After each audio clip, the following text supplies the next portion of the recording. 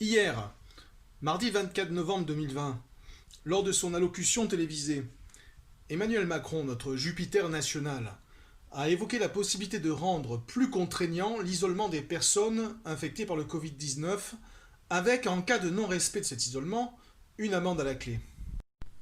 Emmanuel Macron semble décidé à explorer cette piste de rendre obligatoire cette quarantaine à domicile ou à l'hôtel. Écoutez-le. Je souhaite que le gouvernement et le Parlement prévoient les conditions pour s'assurer de l'isolement des personnes contaminées, y compris de manière plus contraignante. Un vrai débat démocratique doit se tenir. Mais si nous voulons éviter un confinement, nous devons être plus contraignants à l'égard de celles et ceux qui ont le virus. On rendrait ça obligatoire avec une amende à la clé. Toujours plus d'autoritarisme, de coercition. Voilà ce que nous propose le président, alors même que l'État a été incapable de mettre en place efficacement la stratégie consistant à dépister et tracer les personnes infectées par le virus. Quant au débat démocratique sur cette question, permettez-moi de rire, et de rire jaune en l'occurrence, car on voit bien comment se déroule en ce moment avec l'état d'urgence sanitaire, les débats à l'Assemblée nationale, transformés en chambre d'enregistrement des ordonnances présidentielles. Et avant de contraindre les gens à s'isoler sous peine de recevoir une amende, ce qui, notons-le, pénalise une fois de plus les personnes les plus modestes, les plus pauvres, il faudrait peut-être leur proposer des alternatives au confinement au sein de leur domicile. Qu'en est-il de ces chambres d'hôtel qui devaient être mises à disposition de celles et ceux qui le souhaitaient pour s'isoler le temps de ne plus être contagieux? Écoutez ce qu'en pense le docteur Kierzek, interrogé sur la question par Daniel Pujadas ce soir sur LCI. Gérald, vous, ça vous a fait bondir. Ça vous a fait bondir, cette affaire de confinement pour les malades obligatoire. Pourquoi ? Et de contraintes, parce que là on est en train de parler d'hôtels, mais il s'agit, c'est pas des hôtels, ça s'appelle des prisons sanitaires ou ça s'appelle des bracelets électroniques. Alors le joli mot ça sera bracelet connecté, mais la réalité c'est qu'on va contraindre des gens, des malades, comme des délinquants. Donc on transpose finalement le malade, et pour nous médecins, un malade c'est un malade, on doit l'accompagner, on doit le soigner, on doit l'informer, on doit le convaincre, mais on ne doit pas en faire un délinquant, on ne doit pas le dénoncer.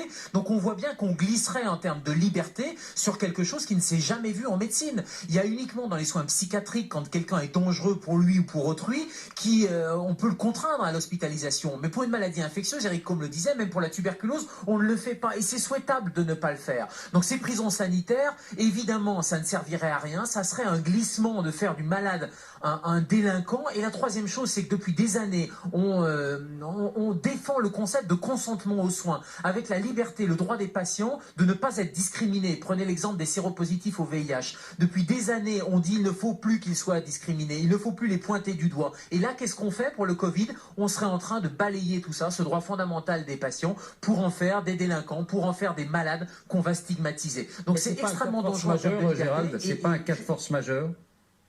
Mais cas de force majeure, pourquoi? À titre individuel, cette maladie, c'est 99% des gens qui vont guérir, 1% qui vont avoir des complications.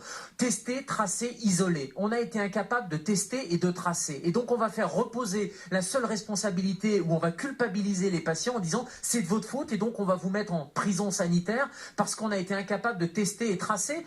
Testons correctement avec des tests antigéniques rapides, comme ça les gens auront un résultat. Je vous garantis que mes patients, quand on leur dit qu'ils sont positifs, ils n'ont pas envie de contaminer leur entourage. Et ils s'isolent dans une chambre, ils mettent des masques, ils sont beaucoup plus responsables quand ils ont le résultat du test rapide. C'est clair, quand on met 3 jours ou 4 jours avant d'avoir un résultat parce qu'on a été incapable de donner un test plus rapide, eh bien les gens, ils ont contaminé autour d'eux. Mais non pas par volonté de contaminer, mais tout simplement parce qu'ils n'avaient pas la réponse. Et c'est pareil pour le tracing, on a été incapable de tracer parce qu'on n'a pas ces tests rapides, tests PCR rapides aussi qu'on pourrait faire avec les laboratoires. Et donc là, on est en train finalement de faire reposer toute la responsabilité, toute la culpabilisation sur les malades. Et je reprends les propos de Gérard Miller qui disait il y a les bonnes personnes et les mauvaises personnes. Là, il y aurait des bons malades et des mauvais malades. C'est insupportable sur le plan éthique et sur le plan déontologique. Et je pense que ça serait une dérive, même si c'est un cas de force majeure. Et je pense que le Covid n'est pas un cas de force majeure, parce que maintenant, on sait mieux traiter cette maladie. Et surtout, on ne s'est pas donné tous les moyens de tester, de tracer efficacement. Merci Gérald, merci. Si j'ai bien compris, Macron ne va pas rendre le vaccin obligatoire parce que ça serait mal accepté par la population, mais il envisage comme concevable de traiter les personnes infectées par le Covid comme des délinquants, en les menaçant d'amende ou de poursuites judiciaires si elles venaient à enfreindre l'isolement, la quatorzaine imposée de manière coercitive. Alors même que vient d'être approuvé à l'Assemblée nationale le projet de loi sur la sécurité globale visant, entre autres, à pénaliser la diffusion d'images ou de vidéos montrant des policiers dans l'exercice de leurs fonctions à des fins soi-disant malveillantes, alors même que ces mêmes forces de police viennent de déloger parfois violemment des migrants qui avaient installé leur tente place de la République, molestant au passage un journaliste venu couvrir l'événement. C'est une preuve supplémentaire de la dérive autoritariste du pouvoir dans notre pays, la France, pays qui se targue d'être celui de la liberté et des droits de l'homme. Alors certes, la France n'est pas une dictature. Je posais récemment la question de savoir si nous ne nous dirigions pas vers une dictature des experts. Quelqu'un m'a demandé si je savais ce qu'est une dictature. Oui, je sais ce qu'est une dictature, et je suis bien heureux de ne pas vivre sous le joug d'un tel régime.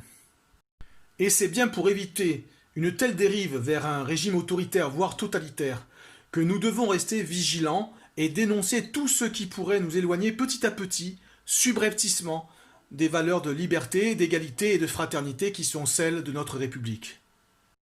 Or, s'il y a bien une chose qui menace ces valeurs, c'est le climat de peur dans lequel la population française est maintenue depuis de longs mois déjà. Peur du virus, peur des attentats, mais aussi la peur engendrée par la crise économique, peur du chômage, de la pauvreté, de la misère pour certains. La peur conditionne le peuple à accepter des choses, des décisions politiques, des mesures de restriction de ses libertés qu'il n'accepterait jamais s'il n'était paralysé par la peur. Michel de Montaigne, penseur et écrivain du XVIe siècle, écrivait dans le livre 1 de ses essais « C'est de quoi j'ai le plus peur que la peur ». Or, l'époque à laquelle il vivait était bien plus terrifiante que la nôtre. C'était celle de la peste et des guerres de religion. La France était alors à feu et à sang. Il y avait alors bien plus de raisons d'avoir peur que nous n'en avons aujourd'hui. Aussi, je ne peux m'empêcher de penser que le climat de peur dans lequel nous vivons est entretenu de façon intentionnelle par un pouvoir qui se raidit parce que conscient du manque de confiance et de légitimité dont il souffre au sein de la population française. De la peur, il ne ressort rien de bon. Les gens effrayés sont plus enclins à apporter du crédit aux théories complotistes de tout acabit. Les gens apeurés cèdent plus facilement au chant des sirènes de leaders extrémistes intolérants, racistes et pour le coup réellement autoritaires, qui, s'ils s'emparaient du pouvoir, pourraient bien nous mener tout droit vers un régime totalitaire.